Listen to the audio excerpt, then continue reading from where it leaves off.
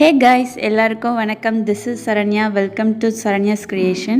இன்னைக்கு நம்ம சேனல்ல என்ன வீடியோ பார்க்க போறோம்னா, இந்த வின்டர் சீசன்ல ஹேர் ரொம்பவே ட்ரை ஆயிட்டு இருக்கு.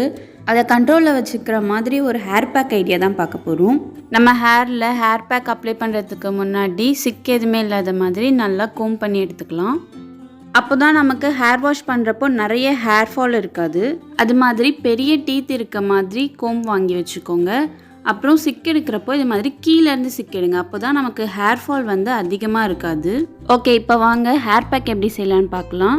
ஃபஸ்ட்டு கேஸ்டர் ஆயில் எடுத்திருக்கேன். உங்கள் ஹேர் லென்த்துக்கு ஏற்ற மாதிரி நீங்கள் எவ்வளோ வேணுமோ எடுத்துக்கலாம். நான் 2 டேபிள் ஸ்பூன்ஸ் எடுத்திருக்கேன். செகண்ட் இன்க்ரீடியண்ட்டாக நல்லெண்ணெய் தான் எடுத்திருக்கேன். இது நம்ம ஹேரை சில்கியாக வச்சுக்கும். முடிஞ்ச அளவுக்கு செக்கில் ஆட்டின எண்ணெயாக வந்து யூஸ் பண்ணிக்கோங்க ஹேர்க்கு யூஸ் பண்ணுறப்போ. கேஸ்டர் ஆயில் எவ்வளோ எடுத்திருக்கோமோ அதுக்கு டபுளாக நல்லெண்ணெய் எடுத்துக்கணும். நான் 4 டேபிள் ஸ்பூன் நல்லெண்ணெய் எடுத்திருக்கேன். நெக்ஸ்ட் இன்க்ரீடியன்ட் என்னென்னா சின்ன வெங்காயம். அதனுடைய ஸ்கின்லாம் ரிமூவ் பண்ணிவிட்டு அதை ஒரு மிக்ஸி ஜாரில் எடுத்துக்கிறேன். இது நியூ ஹேர் க்ரோத்துக்கு ரொம்ப ஹெல்ப் பண்ணும். ஸோ இதை ஸ்கிப் பண்ணிடாதீங்க. நெக்ஸ்ட்டு ஆலோவேரா தான் எடுத்துக்க போகிறோம். இது நம்ம ஹேரை மாய்ஸ்சர் பண்ண போது. அது மட்டும் இல்லாமல் நம்ம ஹேரில் இச்சிங் அப்புறம் டேண்ட்ரஃப் ப்ராப்ளம்லாம் இருந்துச்சுன்னா கண்டிப்பாக இது செம்மையான இன்க்ரீடியண்ட்டாக இருக்க போகுது நம்ம ஹேர் பேக்கில். இப்போது ஸ்கின்னெல்லாம் ரிமூவ் பண்ணிவிட்டு உள்ளே இருக்க ஃப்ளஷ் மட்டும் நம்ம எடுத்துக்கலாம். ஆலோவேராவில் உள்ளே இருக்க ஃப்ளஷ் மட்டும் எடுக்க ஸ்பூன் யூஸ் பண்ணால் ரொம்ப ஈஸியாக இருக்கும். முடிஞ்ச அளவுக்கு ஃப்ரெஷ் ஆலோவேராவாக யூஸ் பண்ணுங்கள். ஒருவேளை உங்ககிட்ட ஃப்ரெஷ்ஷாக இல்லைன்னா மார்க்கெட்டில் நிறைய ஆலோவேரா ஜெல் இருக்குது. அதில் கலர் ஆட் பண்ணாத ஆலோவேரா ஜெல்லாக யூஸ் பண்ணிக்கலாம். இப்போது ஆனியனையும் ஆலோவேராவையும் நல்லா கிரைண்ட் பண்ணி எடுத்துட்டு நம்ம ஆயில் மிக்ஸ் பண்ணி வச்சுருக்கோம்ல அது கூட சேர்த்து நல்லா மிக்ஸ் பண்ணிக்கலாம். இந்த ஹேர் பேக்கை இன்னும் எஃபெக்டிவாக மாற்றுறதுக்கு நான் கொஞ்சம் ஹீட் பண்ணிக்கிறேன். நீங்கள் ஸ்டவ்வில் வச்சு ஹீட் பண்ணுற மாதிரி இருந்தால் டபுள் பாய்லர் மெத்தட் யூஸ் பண்ணலாம். எனக்கு அவ்வளோ பொறுமை இல்லாத காரணத்தினால இண்டக்ஷனில் வச்சு லைட்டாக அப்படியே ஹீட் பண்ணிக்கிறேன். அவ்வளோதான், நம்ம ஹேர் பேக் ரெடி ஆகிடுச்சு. இதை ஹேர் அண்ட் ஸ்கேல்ப் ஃபுல்லாமே நல்லா எல்லா இடத்துலையும் படுற மாதிரி அப்ளை பண்ணிக்கிறேன்.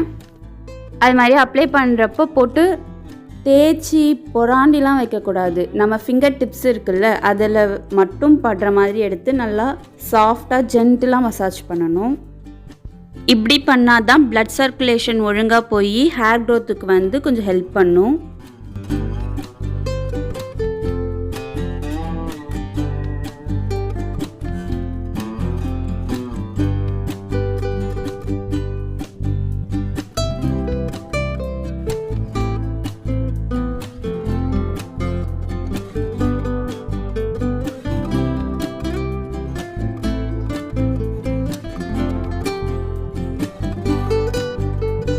இது மாதிரி ஃபுல் ஹேர்க்கும் அப்ளை பண்ணி முடிச்சுட்டு ஒரு பன் போட்டுட்டு ஒரு 30 மினிட்ஸ் இதை ரெஸ்ட் எடுக்க விட்டுடலாம்.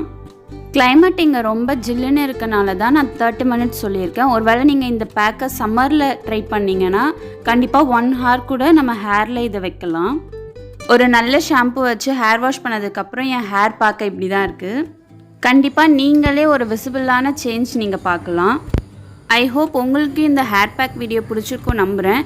நீங்களும் வீட்டில் இதை ட்ரை பண்ணி பார்த்துட்டு உங்களுக்கு எப்படி ஒர்க் ஆகுதுன்னு என் கூட ஷேர் பண்ணிக்கோங்க. உங்களுக்கு இந்த வீடியோ பிடிச்சிருந்தால் லைக் பண்ணுங்கள், ஷேர் பண்ணுங்கள், கமெண்ட் பண்ணுங்கள். மறக்காமல் நம்ம சேனலை சப்ஸ்கிரைப் பண்ணிக்கோங்க. பாய்.